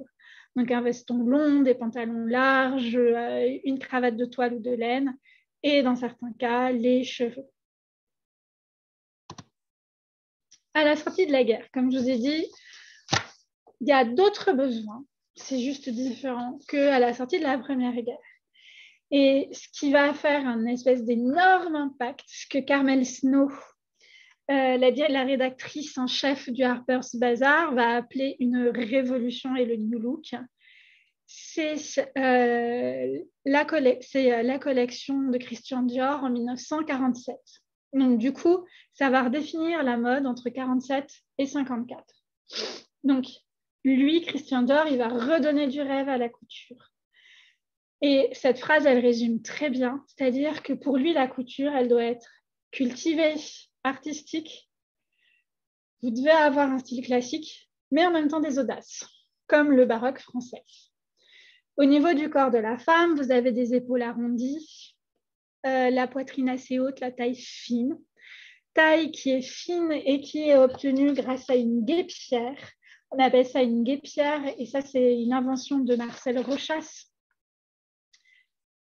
Parce que appeler ça un corset, ce serait de mauvais souvenirs. Une jupe longue et bouffante, des gants, des chapeaux et des escarpins. Donc là, je vous ai mis 2 exemples. Le célèbre tailleur bar, qu'on appelle ainsi parce que c'est le bar de l'hôtel Plaza qui était fréquenté par les femmes de la Café Society. Deuxième chose, il y a un parti radical avec ce tailleur bar, c'est qu'ici, la veste, elle est portée à même le corps. Donc, il n'y a pas de blouse ni rien du tout. Vous voyez un petit peu au niveau des basques qu'on a vraiment ce souvenir du 18e. De toute façon, c'était un fan du 18e, Christian Dior. Ici, Pour l'anecdote, vous avez les basques qui sont rembourrés de coton. Et c'est Pierre Cardin qui aurait participé du coup à la couture de cette veste. Pour la jupe, étant donné qu'on n'est pas forcément dans des matériaux riches, puisqu'ici c'est de la crêpe de laine, bah, du coup on contrebalance par une débauche de métrage de tissu. Là, pour faire cette jupe, il a fallu 5,50 m de lainage sur 140 cm. Donc c'est quand même assez énorme. D'accord. Donc, on a vraiment ici une femme qui est toute en courbe et qui est quand même très différente de ce que l'on avait pendant les années folles. Sur la droite, je vous ai mis une robe de soirée. C'est la robe Palmyre. Donc, une robe du soir qui est brodée de cristaux, etc. Et ça fait référence aux céramiques d'Iznik. Et d'une certaine manière, ça fait référence aussi par les couleurs au XVIIIe siècle. Donc, du coup, c'était un petit peu pour contrebalancer comme ça un petit peu les deux. Par contre, ce new look ne va pas plaire à tout le monde. Donc, du coup, j'ai appelé ça les adversaires, sachant que Christian Dior va aider Balenciaga. Enfin, voilà, ils ne se font pas la guerre non plus. C'est pas du tout ça que je veux mettre en valeur. Mais par contre, vous allez avoir certains couturiers qui ne vont pas du tout apprécier ce style. Et par exemple, Madame Gray et Jean Dessès vont maintenir la ligne droite. Donc, en premier sur cette photographie, vous voyez Madame Gray devant l'un de ses modèles. Et Madame Gray, souvent, on dit que pour elle, l'important, c'est comme si elle sculptait le tissu. Et je pense qu'avec cette photographie, vous le sentez bien, le modèle, on a presque l'impression que c'est une sculpture quand on voit ça. Vous voyez bien aussi le drapé antique. Elle va parcourir énormément de pays, l'Afrique, etc., pour voir un petit peu tous les modèles d'antiquité, etc. Balenciaga, donc lui, il va vraiment montrer un petit peu le signal du changement. Avec, ici, je vous ai mis 2 de ses œuvres phares. C'est-à-dire que c'est ce que l'on appelle la robe sac, ici, donc devant, derrière. Vous voyez que là, ça n'a rien à voir avec le new look. On ne met absolument pas la taille en valeur. Donc, du coup, on a un effacement de la taille. Ensuite, le manteau que vous avez ici, vous avez vu aussi comme elle est habillée, ça n'a vraiment rien à voir avec le new look. Donc, c'est un manteau qui va évoluer vers une forme que l'on appelle le manteau œuf, qu'on trouve encore aujourd'hui. Donc, c'est quand même une silhouette qui est assez révolutionnaire. Balenciaga, juste pour vous le resituer, c'est un Espagnol qui va devoir fuir du coup la guerre civile et à 40 ans, il va réouvrir une maison de couture en France, à Paris. Et en fait, il est extrêmement apprécié de tous les couturiers parce que lui, contrairement à beaucoup d'autres, il sait vraiment coudre. D'accord ? Vous savez qu'il y a pas mal... Enfin, Christian Dior, il dessine, mais il n'a jamais tenu une aiguille, il n'a jamais fait un de ses vêtements, ce qui n'est pas le cas de Balenciaga. Et Balenciaga, on va retrouver son style parmi certains de ses élèves, Givenchy, Ungaro, Courrèges, etc. Donc Guy Laroche revient à des tuniques perlées, Chanel réouvre en 54, et donc pour contrebalancer le new look, elle invente son tailleur. Et en 58, d'ailleurs, c'est pas 57, Yves Saint Laurent va adopter la ligne trapèze. Et du coup, nous arrivons aux années 60. Donc, je vais juste un petit peu déborder, juste 10 minutes pour terminer. Désolée, en fait, vous avez un renversement. D'abord, parce que vous avez tous les enfants du baby-boom qui ont une vingtaine d'années et du coup, qui ont envie de forcément aller à l'encontre de leurs parents. Donc, du coup, la haute couture est supplantée par le prêt-à-porter. Vous avez l'importance de Londres et de sa musique. Et là, vous avez plusieurs révolutions. Donc, le bikini, le monokini, les collants, le pantalon pour les femmes, etc. On utilise de plus en plus de matières synthétiques. Et puis surtout, on est dans une culture qu'on connaît très bien, qui est la culture de la consommation. Pensez au pop art où Andy Warhol explique que finalement, un supermarché, c'est comme un musée. Et donc là, au niveau des formes, vous allez avoir plusieurs changements qui vont être annoncés dès la fin des années 50. D'abord, vous avez la robe baby doll. de Balenciaga, celle que vous avez sur la gauche. Donc, on est en 58. Donc, c'est une évolution de la robe sac que je vous ai montré tout à l'heure. Donc, elle exagère l'aspect fluide. Et sur celle-ci, je vous la montre parce que ça ne se voit pas forcément au premier abord. Mais en fait, il y a quelque chose de très paradoxal dans cette robe. Si vous regardez là, c'est pas le... Il y a deux robes en fait. C'est pas du tout le mannequin. C'est-à-dire que vous avez une robe qui est moulante et sur le dessus, vous avez cette espèce de robe trapézoïdale avec plein de volants de dentelle. Donc vous avez les deux, un côté qui est très fluide et un côté qui est très moulant. Après, cette robe baby doll, elle va être beaucoup utilisée dans les années 60, puis elle est réinterprétée encore à nos époques, de toute façon. Ici, c'est ce que l'on appelle la robe trapèze. Quand Christian Dior meurt en 1957, du coup, vous allez avoir Yves Saint Laurent qui va reprendre la maison et qui va lancer sa ligne trapèze que vous avez ici. Donc, les épaules sont marquées, mais vous avez vu qu'ici, au niveau de la taille, c'est très fluide. Et donc, du coup, on a la taille qui n'est plus du tout marquée. C'est un style de petite fille et ça sonne la fin de la silhouette corsetée. Donc, ça fait date, forcément.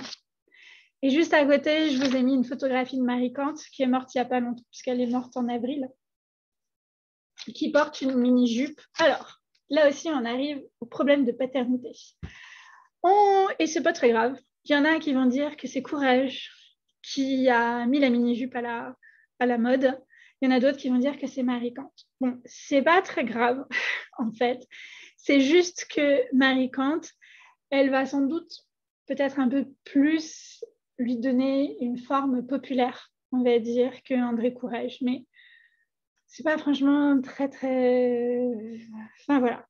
Elle, quand elle l'invente à partir des années 1858, elle la trouve super pratique parce qu'en gros, je cite, ça permet aux femmes de courir derrière le bus. Voilà.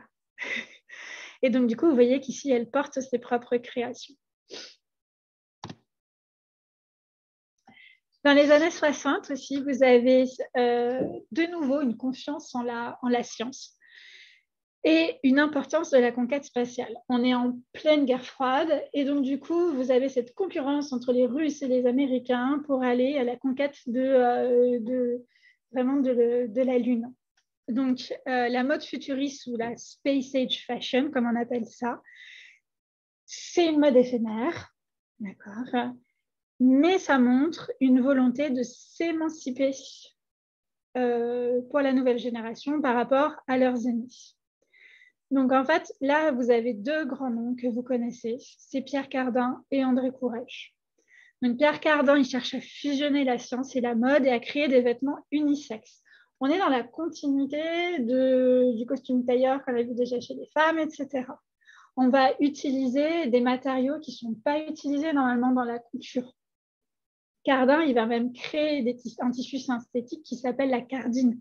Donc, on a vraiment cette curiosité envers la science. Deuxième chose, c'est André Courrèges, qu'on surnomme le Corbusier de la mode. Et lui, il contrebalance Chanel, c'est-à-dire que vous avez la petite robe noire de Chanel et la petite robe blanche de Courrèges. Donc, Courrèges, ça aussi, c'est Yves Saint Laurent qui va dire que la collection où il va faire sa petite robe blanche avec plusieurs textiles différents comme ce que vous avez ici, vous voyez que vous avez une robe en satin coton, organdie de soie ici avec des broderies et qui du coup laisse certaines parties du corps féminin visibles. Une robe pratique. Là aussi, on n'est plus du tout en serré. Par contre, les espèces de casques comme ça, un petit peu bizarres, on est d'accord, mais c'est les Moon Girls. Et Yves Saint Laurent dira que sa collection, pour lui, c'était comme une bombe et qu'en gros, il y a un avant et un après Courrèges. Bon, voilà. Donc, en gros, même si il va y avoir un déplacement avec Londres où il y a quelque chose de plus jeune pour le prêt-à-porter, Paris n'est pas en reste. D'accord ? Et du coup, même, ça va donner, même d'une certaine manière, une certaine crédibilité, on va dire, à la jeunesse puisque la haute couture va reprendre certains symboles comme, vous avez vu la robe avec les cuissardes, etc. Et enfin, le fait d'utiliser des matériaux synthétiques et tout, ça va ouvrir la voie à d'autres couturiers comme Paco Rabanne, qui c'est fin 60, début 70. Et enfin, pour finir, on finit un petit peu avec Yves Saint Laurent. Alors, pour Yves Saint Laurent, on aurait pu aussi faire de toute façon tout un cours sur Yves Saint Laurent et c'est juste pas possible. Par contre, j'ai choisi de vous faire 2 focus sur Yves Saint Laurent. Première image sur 3 vêtements qu'il va utiliser, qui prend du vestiaire masculin et qui va donner au vestiaire féminin. Et enfin, un autre vêtement où il utilise l'art et du coup, ça fait d'une certaine manière un point d'appui par rapport aux années 30. Donc pour Yves Saint Laurent, il est formé chez Christian Dior, il fait sa première collection d'une trapèze, puis au fur et à mesure, en fait, il va avoir une collection en particulier en 1959 où il s'inspire de la jeunesse, des blousons noirs, etc. Et ça passe absolument pas avec la clientèle haute couture. Donc du coup, comme il est appelé sous les drapeaux, ça tombe bien, on se débarrasse de lui de cette manière. Donc du coup, il va ouvrir sa propre maison de couture et là, il va en fait, en gros, inventer les pièces que je vous montre ici avant les années 70, mais à chaque fois, il va les réinterpréter. Et c'est des pièces que vous connaissez, d'accord ? C'est des pièces qui vont accompagner l'émancipation des femmes. C'est-à-dire que lui, ce qu'il veut, c'est créer un style qui va traverser les époques. La veste de smoking, vous pouvez toujours la porter, etc. Donc du coup, vous avez ici la veste de smoking. Alors, je précise une chose, parce que souvent, on confond la veste de smoking et la veste de tailleur. Vous voyez qu'ici, c'est redessiné en noir. La veste de smoking, c'est quelque chose qui apparaît au milieu du 19e siècle. Pour les hommes, c'était une veste que l'on portait pour aller fumer. Et donc, du coup, les revers étaient en satin pour permettre à la cendre de glisser. Donc, du coup, c'est vraiment un vêtement masculin qui est utilisé dans un domaine masculin, puisque le fumoir, il n'y avait que les hommes qui pouvaient y aller, et qui va être ici réinterprété de manière féminine. Un an plus tard, en 67, il récidive. Et donc là, vous avez le premier tailleur pantalon pour femmes. Et là, il y a encore une fois une petite dispute au niveau de la paternité, parce que Courrèges a aussi fait un tailleur pantalon pour femmes dans un défilé en 1964. Mais au début, on va dire que les femmes vont quand même avoir du... c'est pas ce qui va plaire en premier. D'ailleurs, en 67, ce tailleur pantalon, au début, il n'est pas du tout acheté. Et c'est la version prêt-à-porter qui va marcher parce que Françoise Hardy va venir s'acheter du coup une veste qu'elle va porter aux États-Unis, qu'elle va reporter ici en France, et ça va lancer au fur et à mesure cette mode de veste de tailleur Yves Saint Laurent. Bon, en tout cas, pour le pantalon, vous savez que techniquement, avant 2013, on n'avait pas le droit de porter un pantalon. Donc, du coup, c'est peut-être pour ça que c'est assez compliqué. Et je reprécise une chose, vous vous souvenez aussi que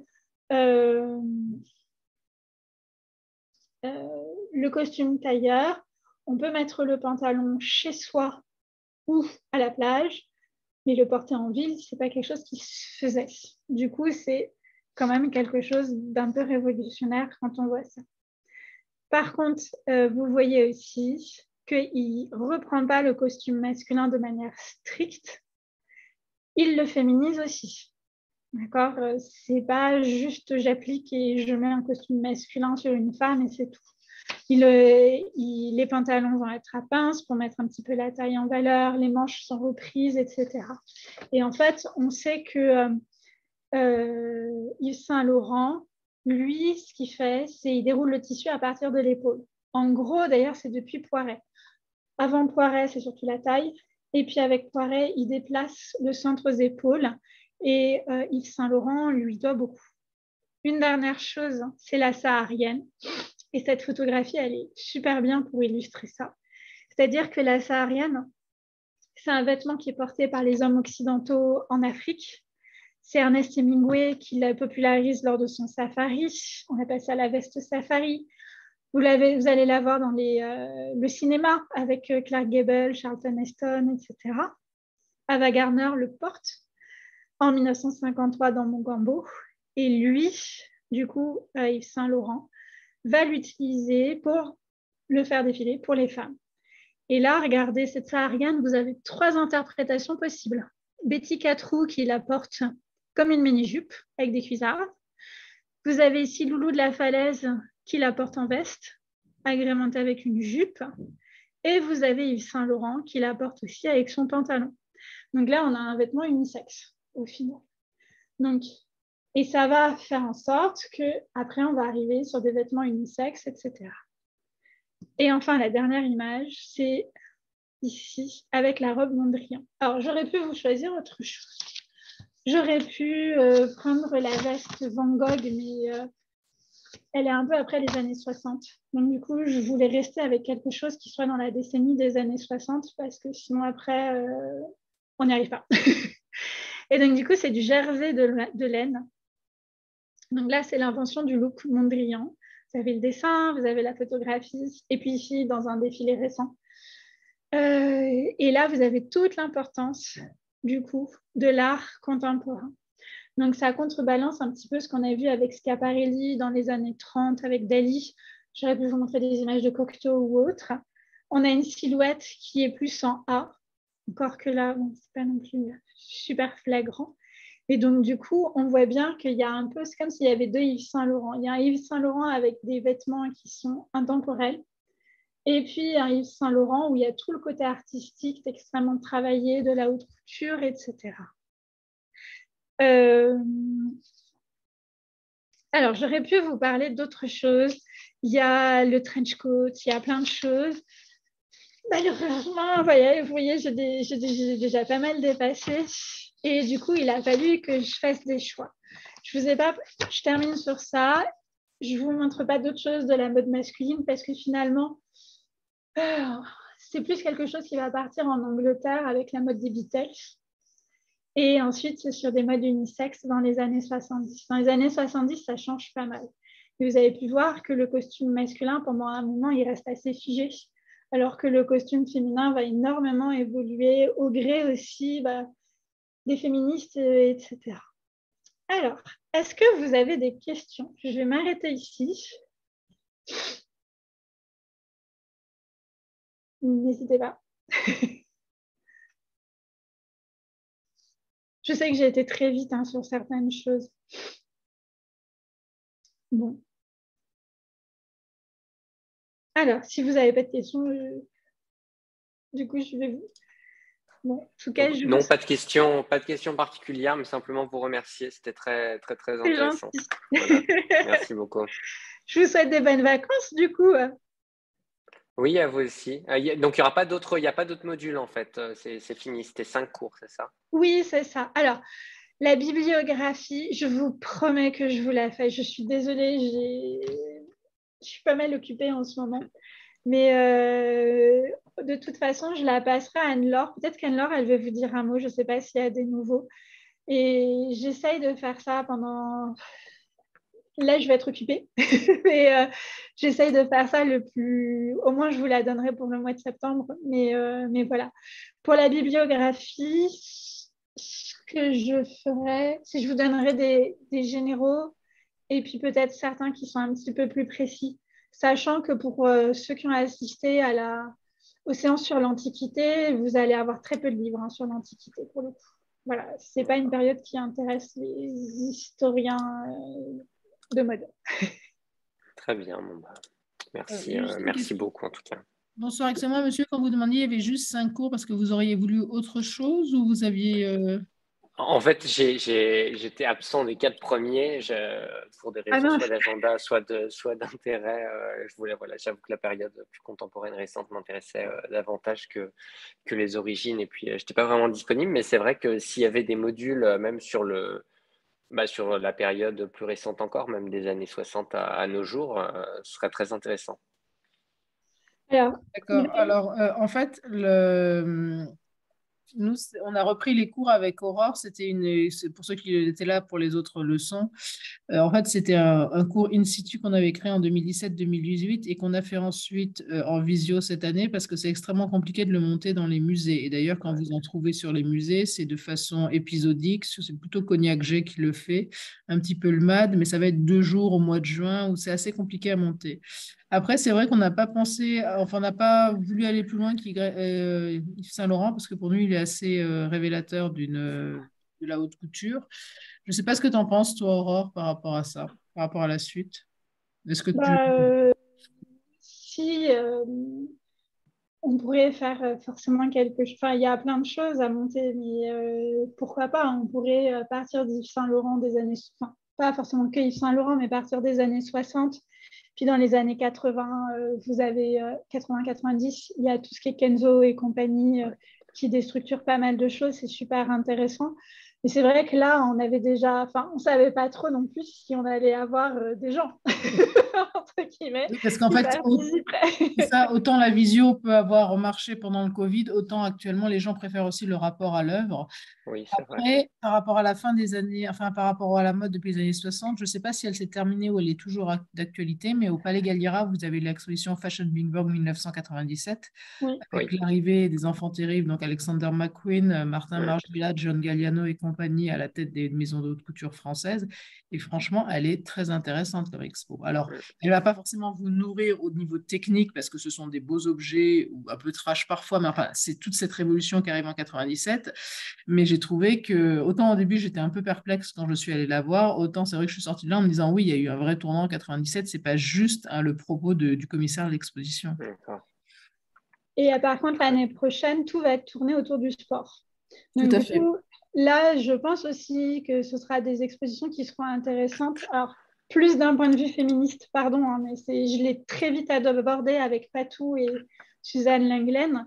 Mais il y a vraiment une révolution du corps qui arrive avec le costume de sport, etc. Et l'année prochaine, avec les Jeux Olympiques, il y a un petit peu tous les musées qui se mettent autour de ça. Donc, il va y avoir des expositions prochainement sur des modes peut-être un peu plus récentes, etc. Et je sais qu'il va y avoir une exposition sur l'olympisme dans un des musées. D'accord. Après le match, je ne sais plus ce qu'ils font. Je Yves crois qu'ils Saint-Laurent, font tous plus ou moins le sport et la mode. Je crois que ça, Yves ça Saint-Laurent, devient il y a plus quelques années redondant, plus quoi. tard, là, l'exposition du musée Yves Saint-Laurent vient de commencer avec autour Ouais. de l'art et enfin art et mode, on va dire. Je ne l'ai pas encore vu. Après, si vous pouvez aller pousser plus loin, ce qui est toujours aussi intéressant, c'est le V&A à Londres, là, l'exposition Ouais. Chanel qui va commencer au mois de septembre, bon, qui reprend une partie de celle qui a été faite à Galliera, mais quand même. Puis, ils ont une scénographie qui, enfin moi je sais qu'en termes de scénographie, j'ai vu les plus belles expos au V&A, notamment Alexander McQueen était extraordinaire. Mm. Donc voilà, donc je ne sais pas si on répond complètement à vos questions. Après, on pourra toujours soumettre à Alessandra et à Julie pour savoir si elles pensent que ça peut être intéressant. Mais ce qui est vrai, c'est ce que dit Aurore, c'est que les prochains mois, ça va être très, très axé autour du sport. Bien sûr. Bon, après, et vous avez la réouverture du musée de la Marine aussi, donc c'est autre chose. En tout cas, on est content de voir que ça vous a plu parce que c'était quand même un défi de lancer le cours en version en visio. Oui. C'est pas forcément évident. Oui, peut-être qu'en plus, sur la période, en plus, c'est pas une période facile parce que la période du début du printemps, enfin, printemps, début de l'été, c'est vrai elle est pas propice au fait de faire des visios. Peut-être qu'à l'hiver, ça susciterait encore davantage d'intérêt. Mais voilà, en tout cas, me concernant, c'est vrai que je commence à m'intéresser un petit peu à ces sujets d'histoire de la mode J'avais et je pas suis pensé. assez curieux de ce type de module, même en ligne. Ou je ne sais pas s'il y a des choses même plus régulières qui existent à l'échelle de plusieurs mois ou hebdomadaires. Mais voilà, je découvre progressivement, mais en tout cas, comme introduction, c'était très intéressant. Alors, sur la mode, au niveau des musées, je vous dis, il y a le Paris Musée qui, Mm. de temps en temps, c'est sur 2 jours généralement, et c'est plutôt à D'accord. Cognac-G. Nous, on l'avait mis en place en 2017-2018. On est allé du musée de Saint-Germain-en-Laye jusqu'au musée Yves Saint-Laurent. Donc, on était passé par le Louvre et puis par Orsay, puisqu'à l'époque, Cluny était fermé. Je ne D'accord. pense pas que Cluny actuellement fasse des choses autour de la mode. Orsay, je ne pense pas non plus.